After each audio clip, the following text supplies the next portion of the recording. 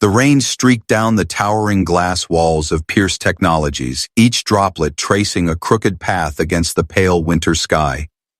Inside, Alexandra Pierce's office gleamed like a showroom for ambition. The floor-to-ceiling windows framed the San Francisco skyline, a jagged mix of power and possibility.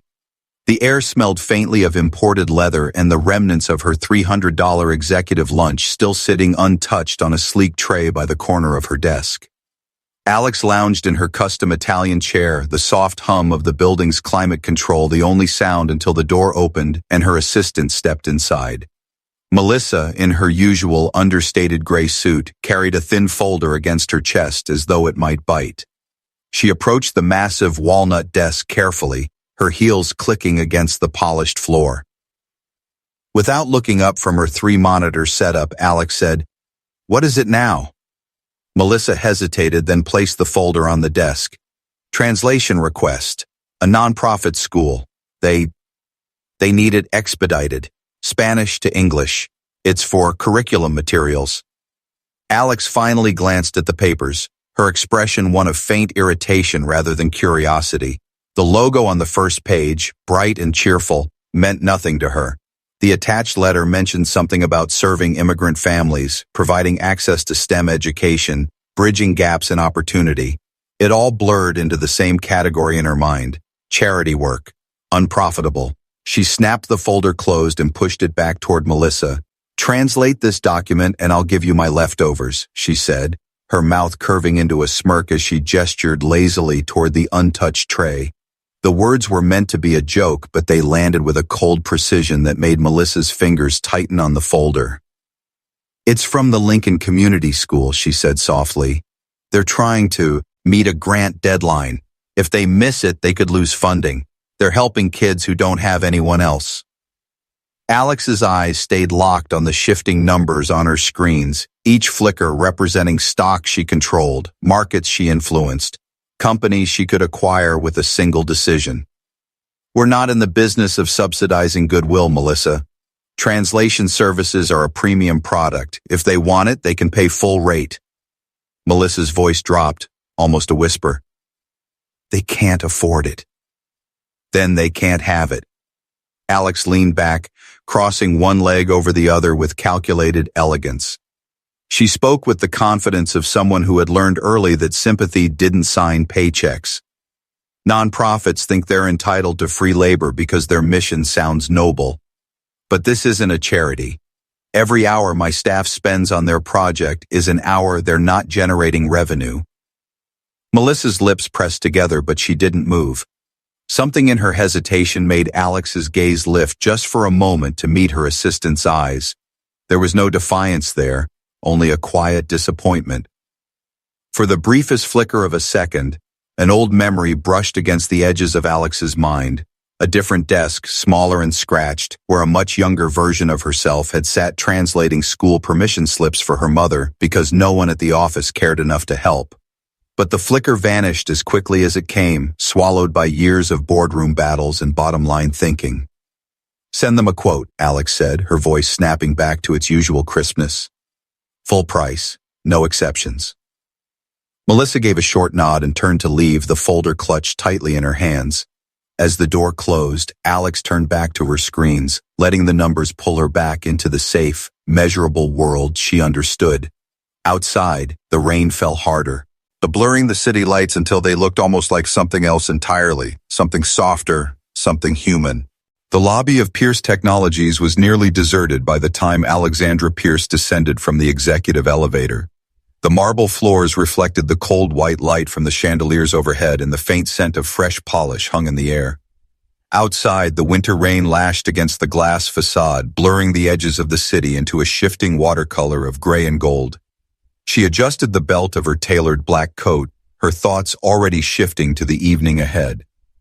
There was a late reservation at Solstice, a wine pairing with a potential investor from Singapore, and a private driver waiting to glide her through the downpour in the comfort of her chauffeured sedan. For Alex, evenings were not about rest. They were just another boardroom with softer chairs and better food. As she crossed the lobby toward the revolving doors, movement in the far corner caught her attention. At first she thought it was a bundle of discarded clothing left by the security desk, the kind of thing that would normally be whisked away before she even saw it. But then the bundle moved. It was a girl. She was small, perhaps 9, with dark hair pulled into a messy braid that had begun to unravel. A faded pink hoodie hung loosely over her thin frame, the cuffs soaked from the rain. She sat cross-legged on the floor near one of the lobby's heating vents, a battered notebook open on her lap, the pages covered in a mix of printed English words and their Spanish equivalents written in careful pencil. Alex's instinct was to walk past, not out of cruelty, at least not in her mind, but out of habit. She had learned long ago that stopping for strangers was a distraction, and distractions cost money. But the girl's eyes lifted at just the right moment, catching hers, and Alex felt an unfamiliar stillness settle in her chest. "You're the boss here, right?" the girl asked without hesitation. Her voice was soft, but there was no shyness in it. She said it as a statement, not a question. Alex raised an eyebrow. "And if I am?" "I came to see you." The girl closed her notebook carefully, holding it to her chest like it was made of glass. "We need someone to translate something fast, and the people at the desk said only you can decide. I can help. I'm good at this." She reached into a small, fraying backpack and pulled out a Spanish-English dictionary, its cover bent and creased from years of use. She set it next to the notebook and pushed both toward Alex as though offering proof of her claim. "Why?" Alex asked. It wasn't the question she meant to ask. It wasn't even one she cared to, but it slipped out before she could stop it. "Because if we finish it, my friends at school can keep learning science and Spanish. If we don't, the school might close. And then—" She stopped, swallowing hard. "Then it's over for us." The girl's tone was matter-of-fact, but her grip on the notebook was fierce. Alex glanced toward the glass doors where her driver waited outside, umbrella in hand. The logical thing was to keep moving, to leave this to security, to let the system work or fail on its own. But her eyes lingered on the notebook. The words were handwritten with meticulous care, neat columns of English and Spanish side by side. This wasn't a child scribbling in the margins of a school book. This was someone who understood the value of every word she wrote. "What's your name?" Alex asked. "Lucia Morales," the girl replied instantly. "And you're Alexandra Pierce. My teacher says you're one of the most powerful people in the city. If that's true, then you can help me, if you want to." Alex's pulse ticked up slightly, though she wasn't sure why. Maybe it was the quiet certainty in the girl's voice, or maybe it was because Lucia hadn't asked for a handout. She had offered to work. Outside, the rain tapped steadily against the glass, a soft percussion that seemed to slow the rhythm of the lobby until it was just the two of them in the world. Her driver's silhouette shifted impatiently outside. The clock was ticking, and yet Alex found herself standing still. Alex led Lucia through the marble expanse of the lobby toward the private elevator, her heels clicking in crisp, deliberate rhythm. The girl kept pace, her small sneakers squeaking faintly on the polished floor, the damp fabric of her hoodie leaving dark patches where it brushed her arms. Security glanced over but said nothing. Alex's presence was enough to silence questions. Inside the elevator, the chrome walls reflected them from every angle. Alex, sharp and composed in her tailored coat. Lucia, small but upright, clutching her notebook like a knight holding a shield. The doors slid shut, sealing them in with the soft hum of ascent. "What exactly is this document?" Alex asked without looking down. Lucia hesitated, then opened the notebook, turning to a page filled with handwritten lines in both languages. "It's a science curriculum. Our school got a grant to teach kids in Spanish and English so we can learn both and not fall behind. But the grant people say all the material has to be in English by tomorrow or they take the money back." Alex's eyes flicked to the neatly printed sentences, complex concepts about ecosystems and energy flow translated with surprising precision. "You did all this yourself?" Lucia nodded. "My teacher taught me how to check the words so they're right, not just close. She says close isn't good enough when you're learning new things." The elevator doors opened onto the executive floor, and Alex's office came into view, an expanse of glass, walnut, and soft gray light spilling from the rain beyond the windows. Lucia stepped inside like she was entering another world, her eyes scanning the towering bookshelves and the sleek, glowing screens on Alex's desk. Alex gestured toward the long conference table. "Sit there. You have 30 minutes. If what you do is as good as you say, I'll decide what happens next." Lucia slid into a chair, pulled a pencil from behind her ear, and opened the folder Alex's assistant had left earlier. Her lips moved silently as she read, her pencil darting across the page in quick, sure strokes. Alex watched from her desk, pretending to focus on her emails, but her attention kept straying. There was no hesitation in Lucia's movements, no flipping between the dictionary and the paper like a guessing student. She was fast, faster than some of Alex's paid staff. 15 minutes in, Alex spoke. "Why do you care so much about this? It's just a school." Lucia didn't look up. "Because it's my school. And if we lose this grant, they'll cut the program. Some kids will drop out because they can't keep up in English yet. Some will get jobs instead of going to class. I don't want my friends to disappear like that." The words were steady, but there was a shadow behind them. A weight Alex recognized. It was the sound of someone who had already lost things they shouldn't have. Lucia finally set down her pencil and looked up. "I can finish it all tonight, if you let me stay." Alex leaned back in her chair, studying the girl. Outside, the rain streaked down the windows in silver lines, the city lights shimmering beyond. She could almost hear her mother's voice from years ago, murmuring late-night translations to help neighbors fill out forms they couldn't read. That memory had teeth, and it bit deep. The storm outside intensified, wind rattling against the glass. Somewhere far below, her driver was likely wondering why his passenger hadn't emerged. Alex wasn't sure she could answer him. By the time the city's streetlights cast long, golden streaks through the rain-streaked glass of the executive floor, Lucia was working with the steady intensity of someone racing against the kind of clock that could change lives. The conference table was littered with pages, half-finished translations, sheets marked with neat pencil notes, the Spanish-English dictionary open like a loyal companion. Alex found herself standing at the far end of the table, leaning on one hand, scanning the rows of text Lucia had already completed. The girl's handwriting was small but perfectly legible, the lines unbroken, every accent mark in place. She wasn't guessing. She was certain.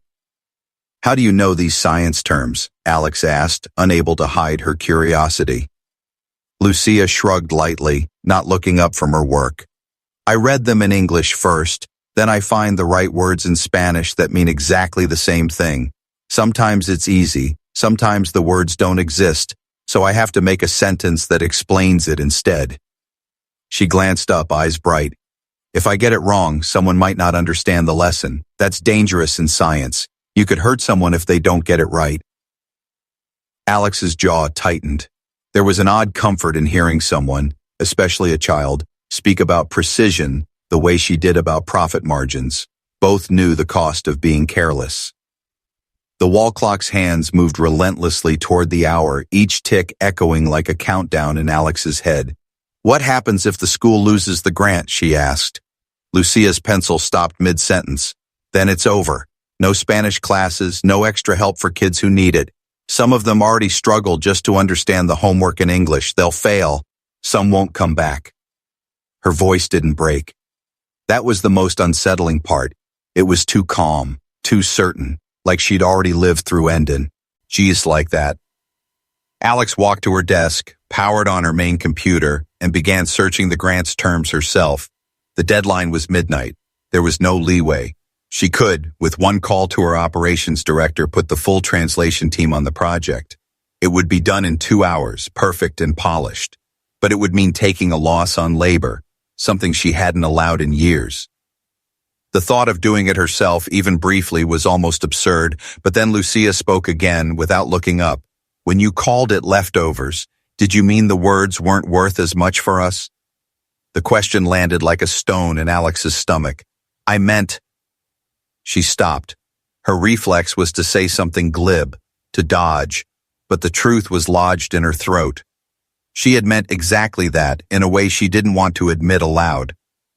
Lucia went back to writing as if the answer didn't matter anymore. My mama used to say words are like food. They can make you stronger or they can make you sick, depending on what people give you. If you give us leftover words, we can't build a future.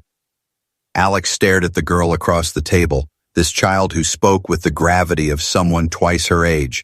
The storm outside was louder now, the wind pushing rain against the glass in sharp bursts. The building felt like an island in the middle of it, and Alex had the uneasy sense that the world inside this office was shifting. Her phone buzzed with a calendar alert. Solstice, 8:30 p.m.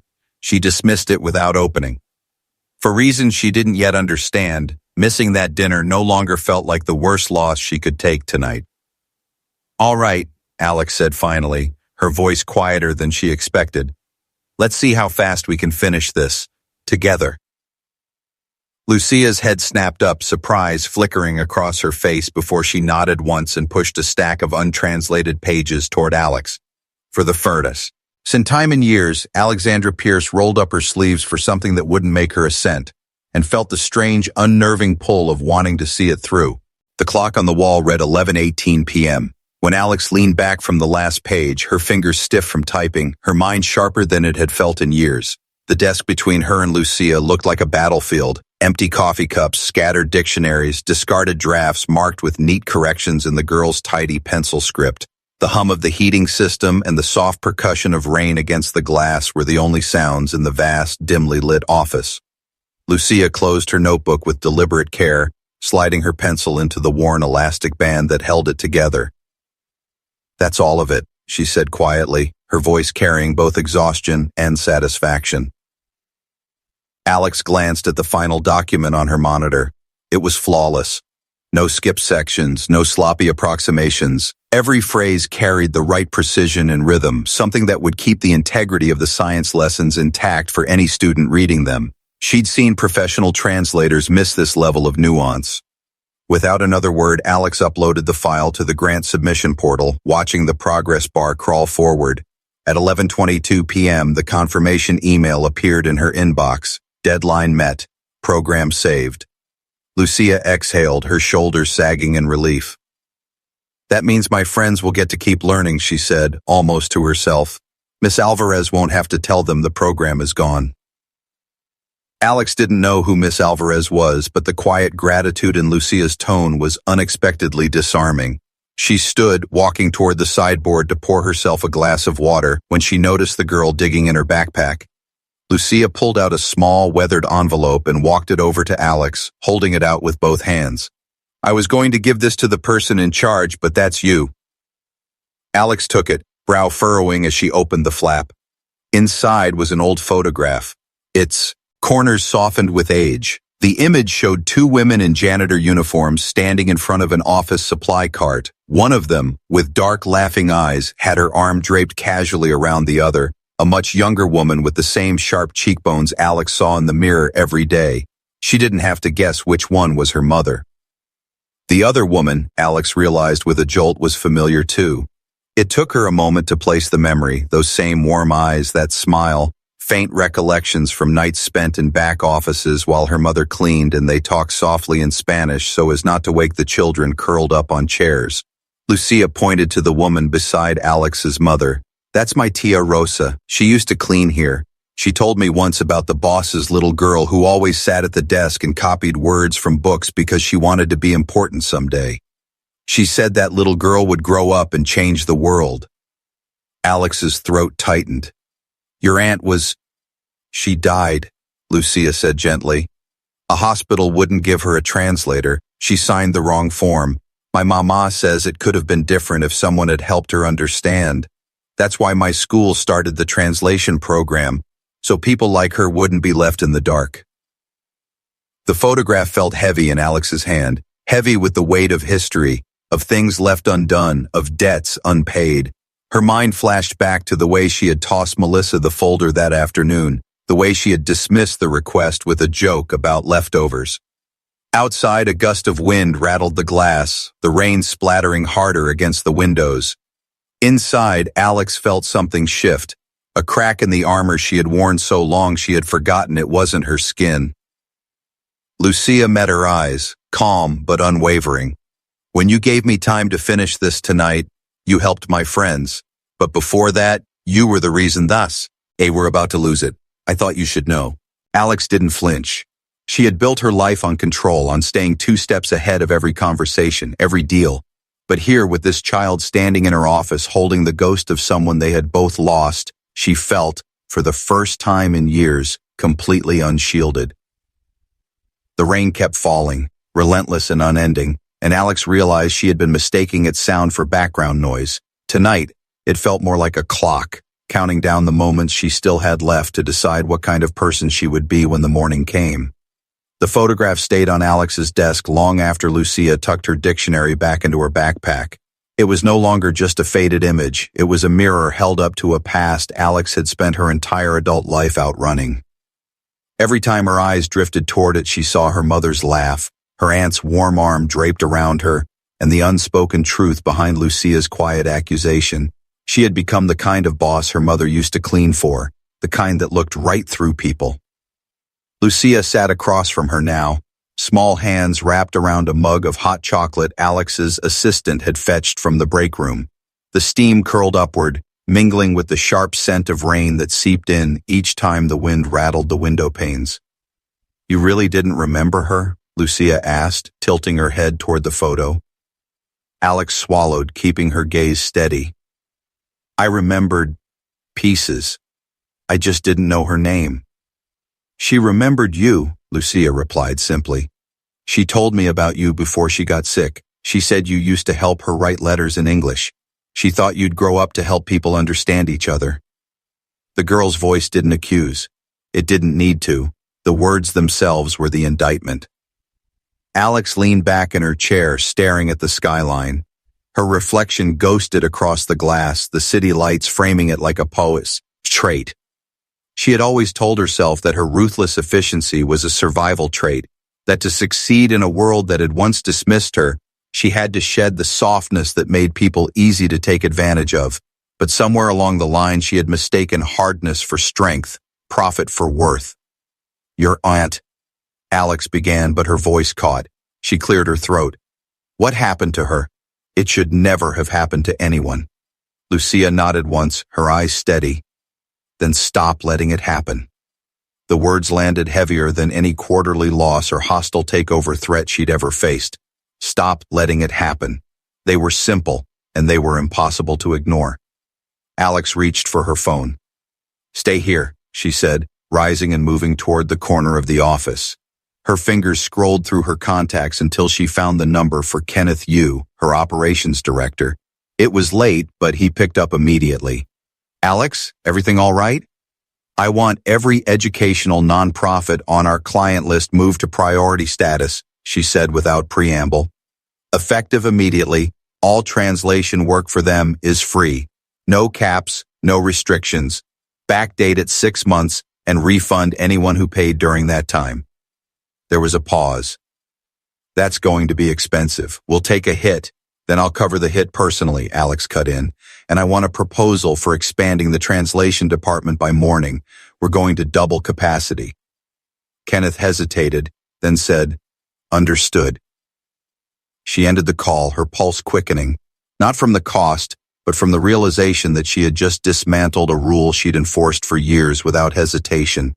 It didn't feel like weakness. It felt clean. Lucia watched her return to the desk. "What did you do?" "I made sure no one's grant gets thrown away because they can't afford the words," Alex said. "And I made sure your Aunt Brochure, its reason for starting that program, doesn't die with her." For the first time all night, Lucia's shoulders relaxed. She set her mug down and reached for the photograph, holding it out to Alex. "Then you should keep this, so you remember."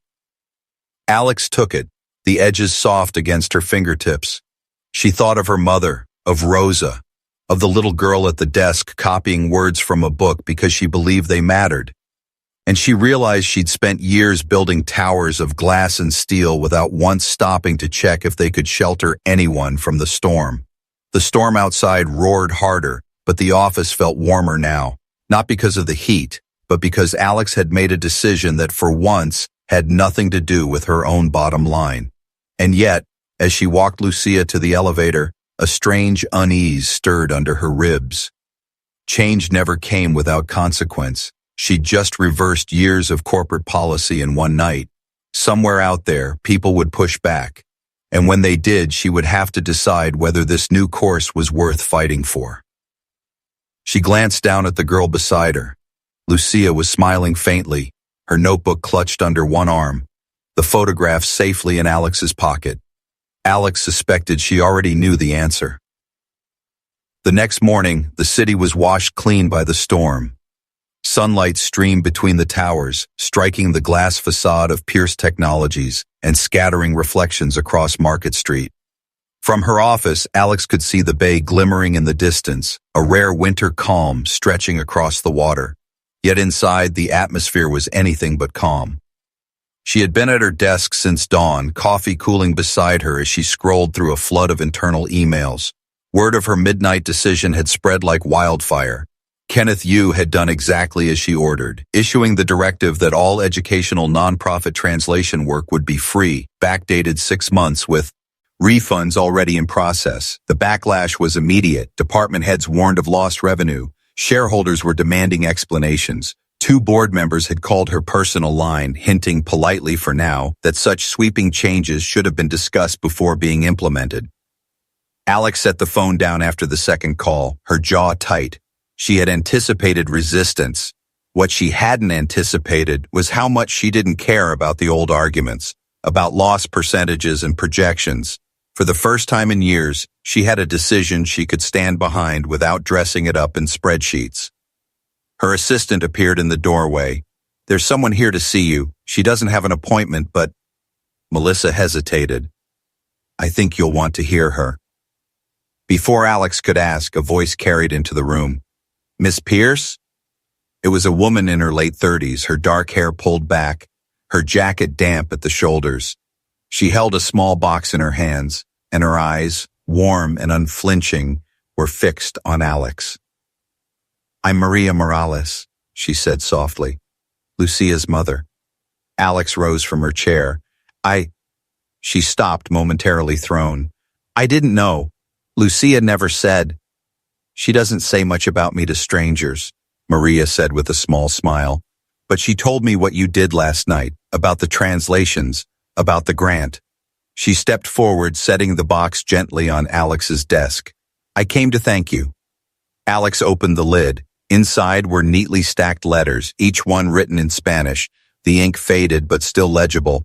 She recognized her mother's handwriting on several of them. "These are from when our families knew each other," Maria explained. "Your mother used to help mine write to her relatives in Mexico, and sometimes your mother's friend Rosa, my sister, would bring you into the office at night. You'd sit on the floor with your notebook copying words because you liked the way they looked on paper." Alex brushed her fingertips over the top letter. It was like touching another life. "She used to say you were going to do something big," Maria continued, her voice steady. "I think she'd be proud of what you did for those kids, even if it took you a while to remember why you started." Before Alex could respond, the door burst open. Kenneth Yu stepped in, his expression tense. "Alex, we've got a problem. The school district has called. There's a second grant tied to this one. They want us to handle translation for every science module in the program, not just the one we did last night. They're offering recognition, but no money." Alex didn't hesitate. "Do it. All of it." Kenneth stared at her. "That's hundreds of hours. We'll need more staff, more equipment." "Then get them," Alex said firmly.